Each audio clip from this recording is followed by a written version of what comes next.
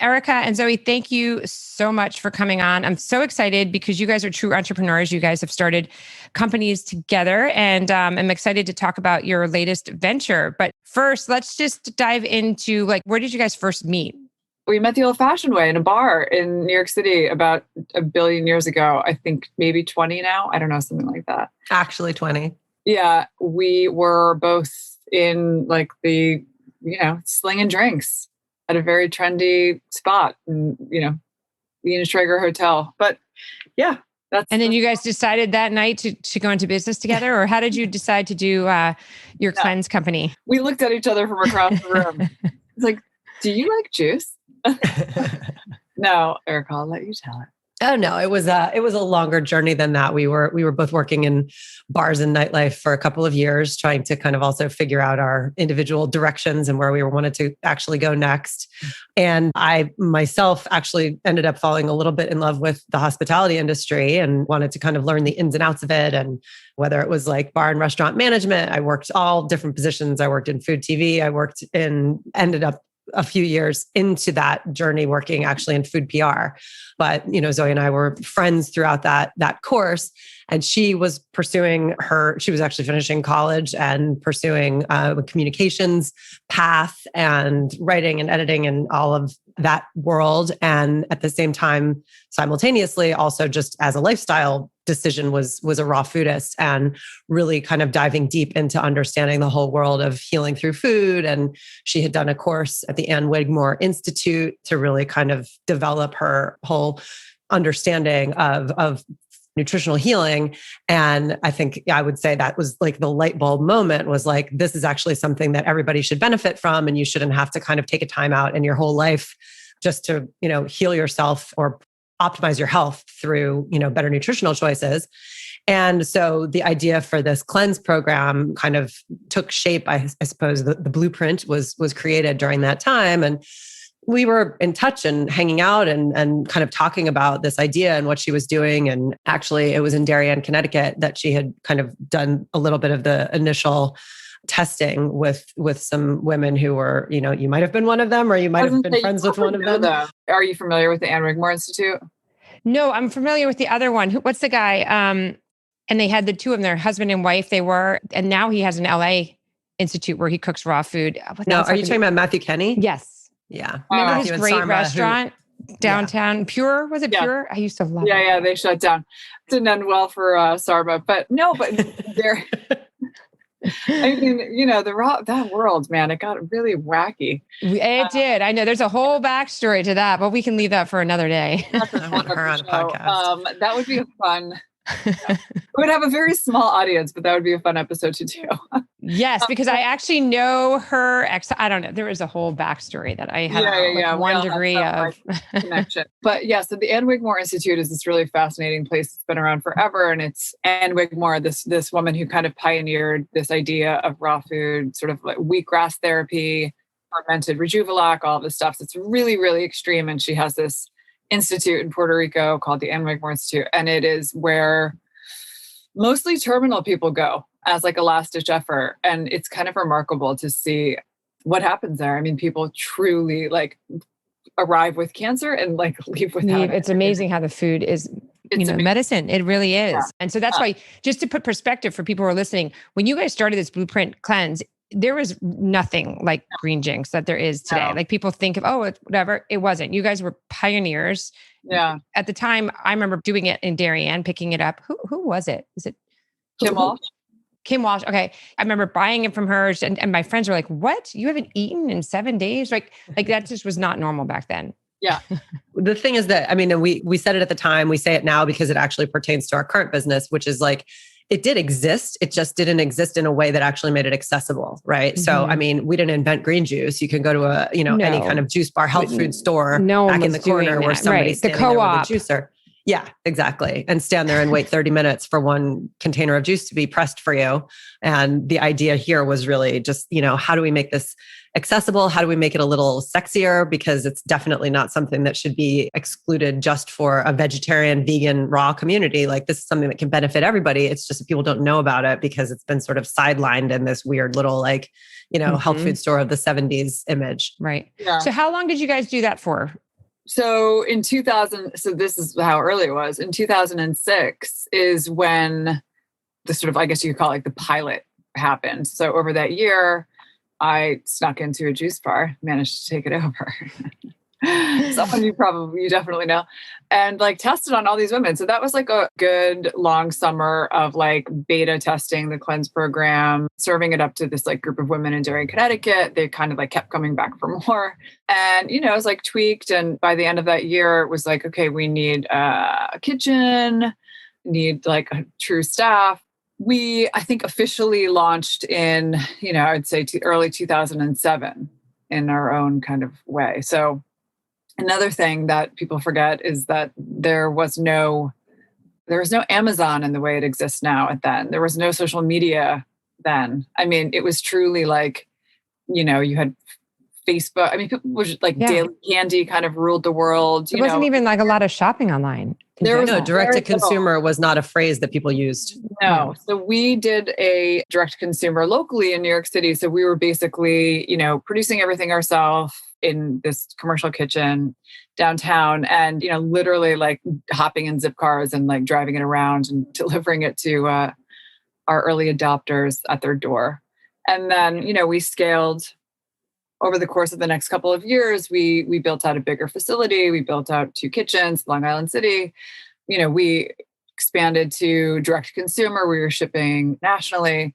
So, we really just kind of figured it out as we went, especially the build out piece of it. I mean, like right now, if you wanted to start a juice company, you could outsource it very easily. Like there was no co-packer. They didn't know what the hell we were doing. Like we were, again, like kind of designing the blueprint. So we were our own manufacturer. Like we were our own co-packer. We're doing everything like, almost soup to nuts. Right. And so you did that for how many more years? So that was 5 years before we sold. We scaled it up over the course of 5 years into national distribution, entered retail with Whole Foods, who actually came to us and was like, whatever it is that you're doing, we need to have it on the shelves because we have all of these moms in Tribeca that are coming in and demanding why we don't carry your stuff. The end of year 5 was when we were acquired by Hanes Celestial. And then we stayed on for another year and a half or so. So all in, it was just about 7 years for us. Oh, that's great. That's great that you guys were sold. And did you at any point in time have to raise money or did you No, we never did, which again, in retrospect, completely unprecedented. Like I think now having these conversations, there were a lot of firsts that we were sort of vaguely aware of at the time, and probably a good thing that we didn't necessarily spend time, celebrating our own pioneering. But no, we never took on any outside capital until we sold. That's amazing. I mean, it's kind of why there are so many competitors, right? It's like, it's a very, very easy, low barrier to entry model. Like anybody can kind of jump in if you have a little bit of equipment, a little startup, whatever, raw materials. And, it's kind of like we say it's sort of the drug dealer model. Like we get the money before we make the juice. So it is very like self-starting in that way. Yeah, it's not like you have inventory coming from China that takes 2 months that you're holding the financial burden. That's great. So okay, then you stopped, and then you guys give yourself a break, or did you guys then decide, okay, what are we doing next? Let's start our next company.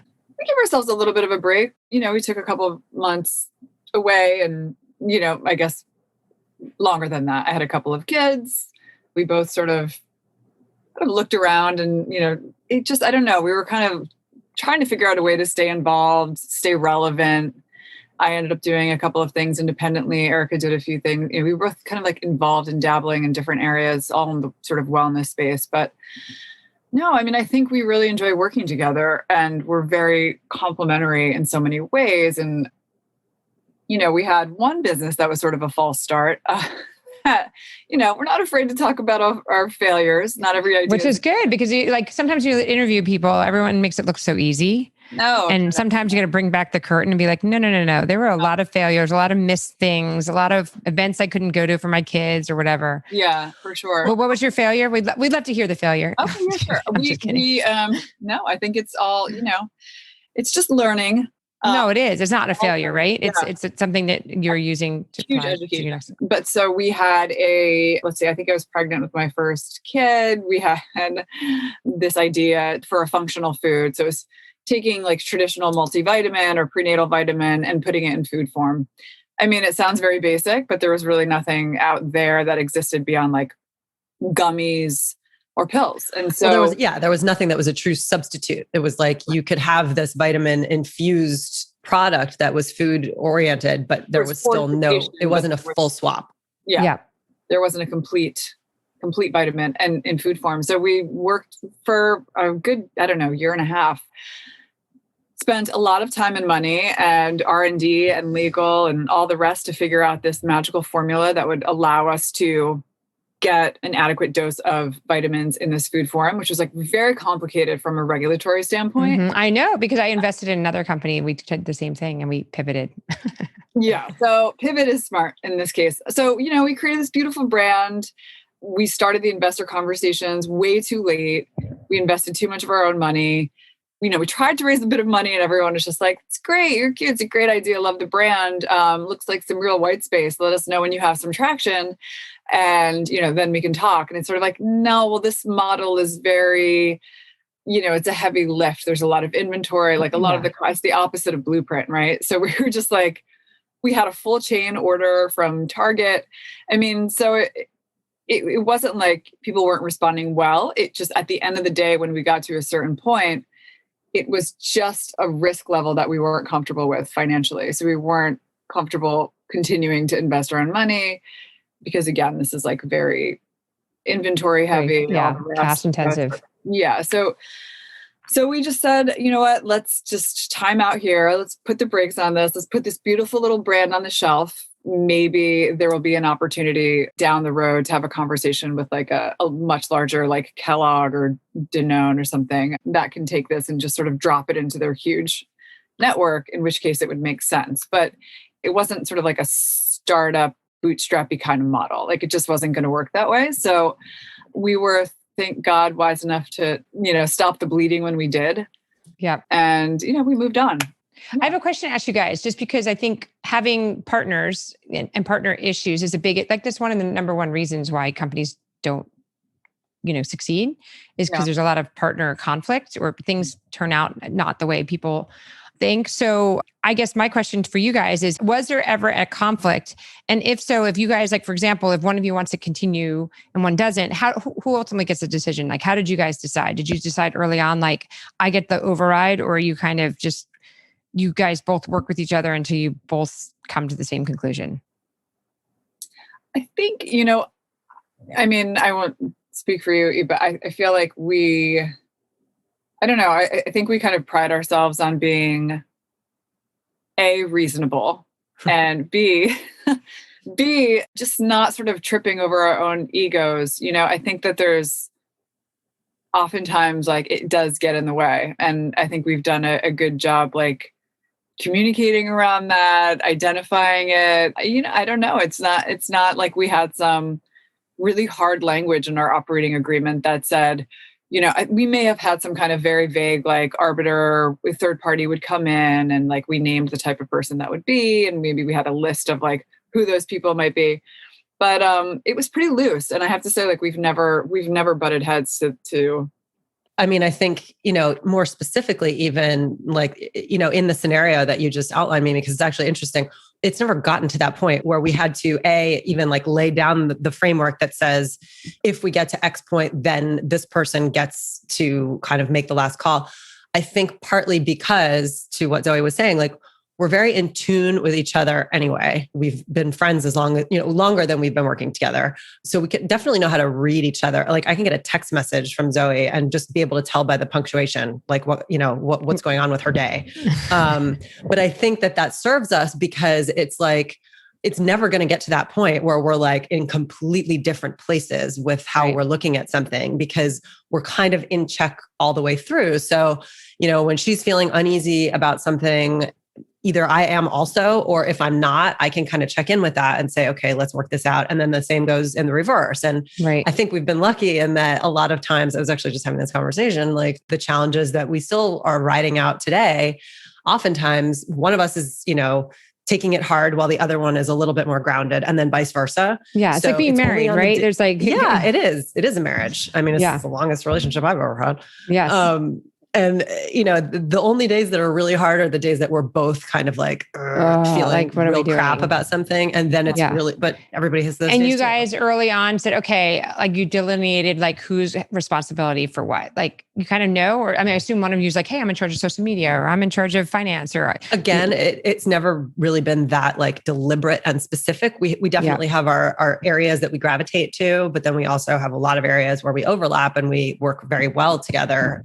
But we used to get that question all the time, like, well, who's in charge of what? And it's like, well, I'm in charge of myself and Zoe's in charge of herself. And there's some places that it's actually beneficial to have two heads. And then other places that, we just kind of naturally have that propensity, but it's just not. That's great. Because I think most people don't have that flow to be able to do that. So that, I mean, obviously it's worked with you guys.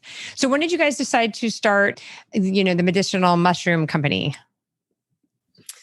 That was it started to kind of, I guess, bubble up at the end of 2018. And, 2019 was really when we started getting really serious about it. We were both using functional mushrooms just as our own wellness solution for different reasons.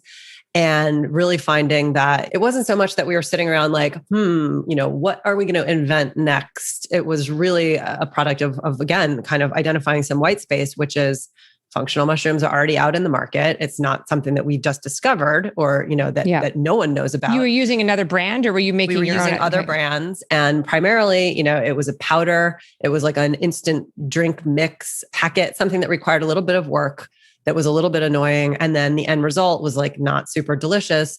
The only other alternative was like another pill. And I think everybody understands supplement fatigue and people who are in the wellness business more than anybody, because we try everything. Mm-hmm. So it was like, okay, let's kind of break this down. What's missing here is like an actually enjoyable product that is delicious to consume, but also has all of that benefit. So that's where we kind of said, okay, we're going to start with beverage because that's what we know, but it doesn't necessarily need to be limited to beverage. It's just a good place to start. Yeah, there was no beverage. Obviously, there was nothing like ready to drink or convenient. So it also felt conveniently like something we're familiar with. Plus, there was actual white space. Yeah, because I didn't really ever knew that there was a mushroom drink before you guys. Yeah, no, there's nothing that's, and I think what we are trying to do with this platform is, this isn't a beverage company, it's a mushroom company. I mean, we want to take the everyday, like find the everyday products and elevate them with functional mushrooms. So literally we're starting with, a line of beverages, but we have a line of chocolate bars coming out. We have, sort of keeps going. Yeah. That's awesome. Like now when you decided to start that, was finding the supply chain, like where you find mushrooms and the best quality. Did you guys already know how to do all that? Or you had the suppliers, or was that just research? That's just research. Definitely. Yeah. I think like anything, once you get into this world of co-manufacturing, it's really hard to, everybody is very, very protective of their information. Yes, that's right. It's kind of like the tennis lessons out in in LA. You can't find whoever the tennis coach is because it's so proprietary. God, how selfish, guys. Oh my gosh, it's crazy. Yeah. So I was about to start talking about tennis, but because you could have a show on that too. Yeah. So it's very proprietary, right? I think it's just like you take every advantage you can, because as soon as you're onto a good idea and there's actually some white space and it feels truly innovative, like you have to assume that you've got like a 6-month runway before somebody else's the exact same thing. So I'm sure, we're going to have plenty of neighbors on the shelf like by tomorrow. So what do? You make this brand and you're like, hey, Whole Foods, we're back. Like Whole Foods isn't even Whole Foods anymore. It's Amazon. I know, right? So you can't even call. It's a very different world now. We would love to think that we've got this like leverage and connections and network and all of these like old distributors and all these strong relationships that we can tap. But honestly, it is such a different world. And so where are you distributing now? Is it direct to consumer or are you trying to get into grocery stores? Yeah. Both. We started direct to consumer last summer. And then really just the early part of this year, we started a retail rollout. So we're at Erewhon. We're at, we're in a handful of stores in Southern California. We're in about 100 plus stores in the New York area. We are in all of the Foxtrot stores throughout Chicago, and they've expanded into Texas and DC. We've got another couple locations in Texas. So we're kind of, it's pretty targeted and very specific because we understand that this is, it's a product that really needs to be amplified by its early adopters first, and then kind of spread to the masses. But the goal in our mind is like, this is a mass product. This is something that, the fascinating and exciting thing about mushrooms is that there's so many of them. There are so many benefits associated with each one that there really is something for everybody. And the tricky thing is like, you can't actually be everything to everybody. But when you do have a product that can benefit so many different use cases, there's kind of unlimited opportunity there. Because there's white space though, was it difficult when you were calling Erewhon or any of these other retailers that you talked to, or were they like excited to try something new? Was it easier, or did you have salespeople that did it for you? We definitely don't have salespeople. So you guys were making the phone calls to Erewhon. We're very skeleton staff. Yeah. So the nice thing about this space is that unlike Blueprint in like 2006, people are familiar. Like there are brands out there right now that are selling functional mushrooms. There's a lot of awareness, at least in these circles, but we didn't have to do this sort of like insane amount of educating around what it is that we're doing. We're like, oh, we took that and put it in a can and it's super delicious and convenient. So it was like they already had awareness of certain things that were in the market and were doing well.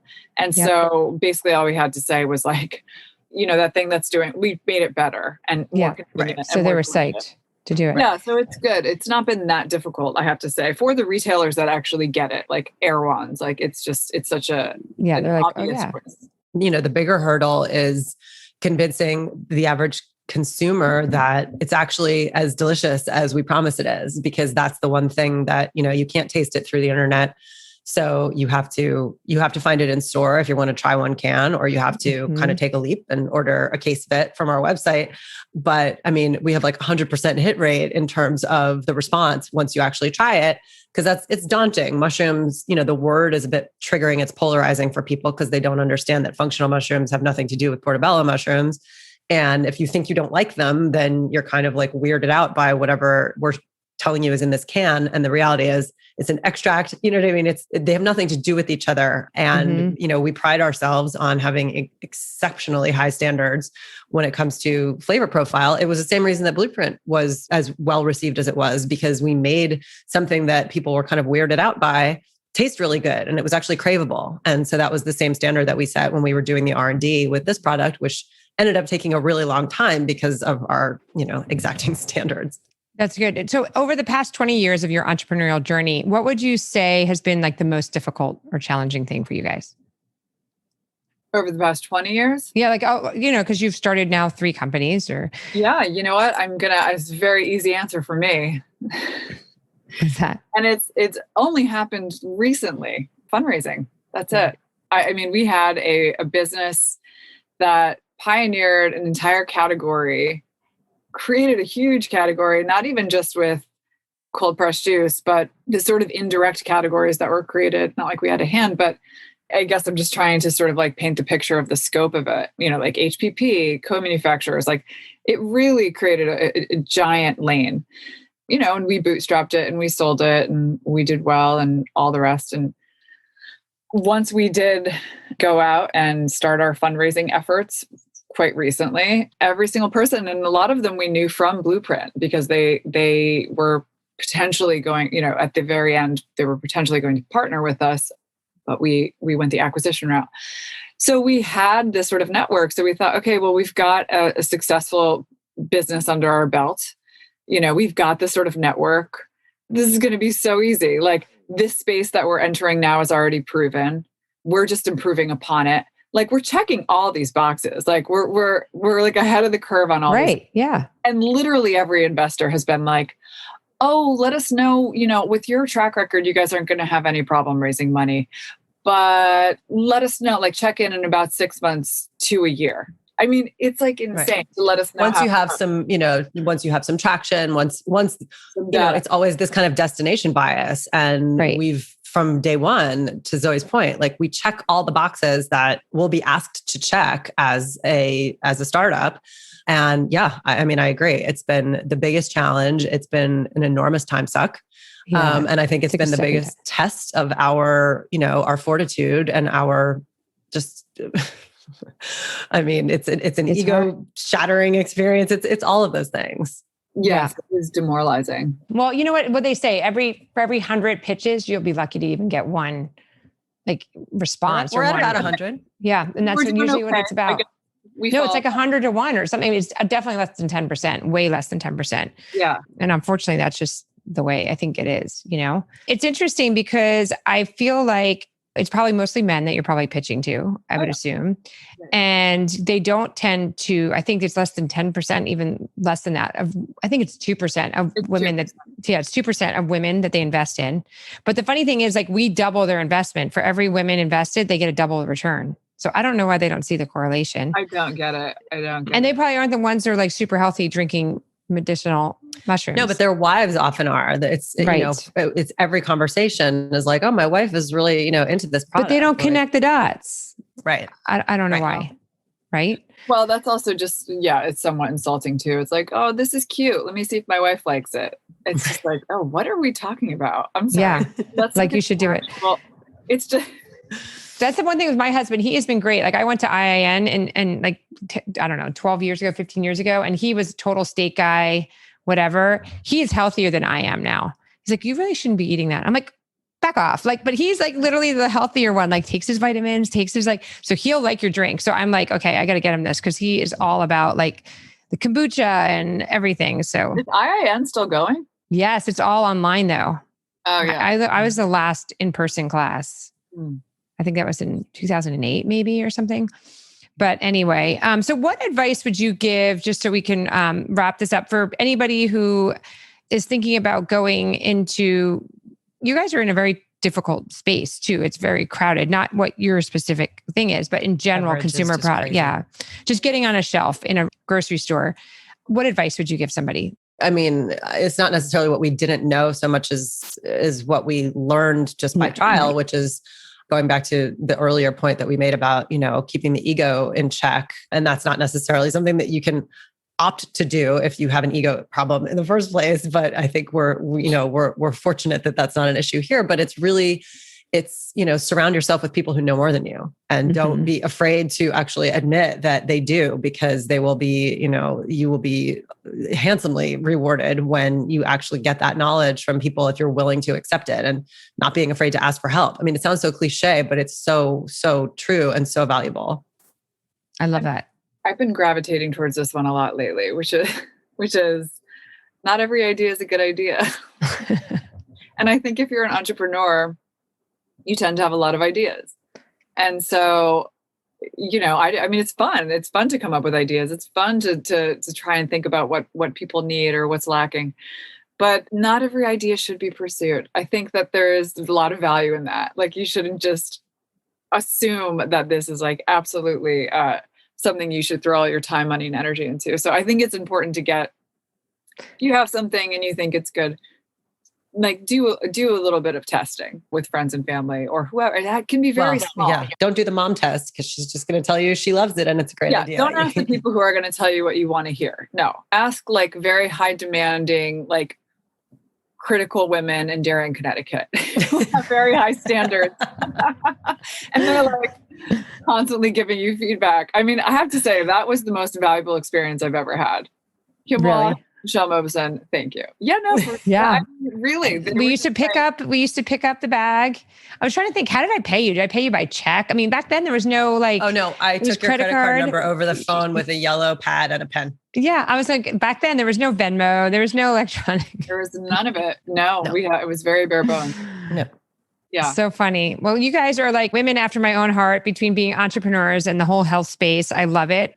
There's just so much still to be done in that space too, right? Because it's like, it's getting there, but it's not where it even should be, Well, it is interesting that, the wellness community on its face is so feminine, but most of the CPG wellness brands are led by men.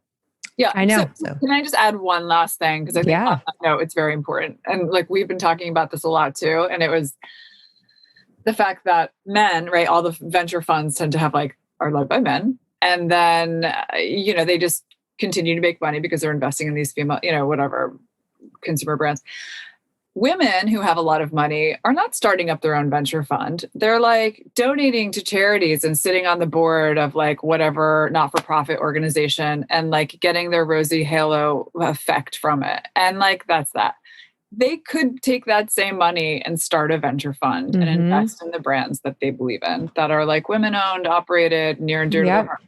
And it's just a very, very, they're just it's such a striking contrast. Why do men feel very comfortable going into that area and women just go this completely other route? I mean, it's very shocking. Well, it's funny because and we could talk about this, next time we speak, but I'm writing a book and it's kind of about that, where it's 10 reasons why I think women are not reaching the top. Why are they not reaching? Only 1.7% of women even make $1 million in sales if they start a company. Only 5% are CEOs or in the C-suite, and like we said, what you just also mentioned, only 2% of women are getting funding. Why is that? And right. And so and I think dissecting that whole thing, and you can't just blame it on men too. It's what you're saying. It's I've had friends where I've said, stop volunteering. Why do you keep volunteering? I hate saying that, but you don't need to be the PTA president every year. Go start a company, go work, because then they get upset that they don't have their own thing. And I'm go do something. You can still volunteer, but go do something for yourself that you're making your own money, or you're starting your own company. Then have a kickback on all of your proceeds, and then you get the best of both. Yeah. And then, put the money in what you're making back into the charity. And I just don't, I think we've been trained as women just to kind of volunteer, which is great. But at some point it's what you're doing for that job that you could be making 6 figures for the amount of volunteering that you're doing. That's an expensive role that you're playing every year. It's to the point where you need to go do something else. Don't be I don't want to say the word, but I love the PTA peasant. I'm going to have to use that. I know, the PTA president. No, not peasant, president. The PTA president, not peasant. I was what? No, president. Sorry. If I didn't communicate or articulate it president, PTA president. I have friends that every year are the PTA president. Oh my gosh. I'm not offending anybody. No, we all have to volunteer. I get it. We got to check the box, but you know what we're talking about? That friend that just over every year they have in charge of everything. And you're wait, what are you doing? You're running around like a crazy person. And you're not making any money, and you're burnt out. Yes, no, I'm not down with that. I have 2 kids in school, and I'm just or I see all the parents around me just sort of doing all the things. It's always the women, and I'm no. I mean, I'll volunteer because I have to, right? They pay you at some point, but I just, at some point I think you have to do something for yourself and create something or make your own money. Yeah. Amen to that. Anyway, well, thank you guys so much. This has been amazing. And for anybody who's listening and wants to check out, it's earthandstar.com is your website where they would go and buy and check out your products. I can't wait for the chocolate because that's 2 of my favorite products right there in one bag. That's awesome. Thank you guys so much. Thank you so much. Ladies, I should say, not guys. Sorry, ladies. I'll take it. Thank you. It's been a pleasure. Have a great week. Thanks, you too.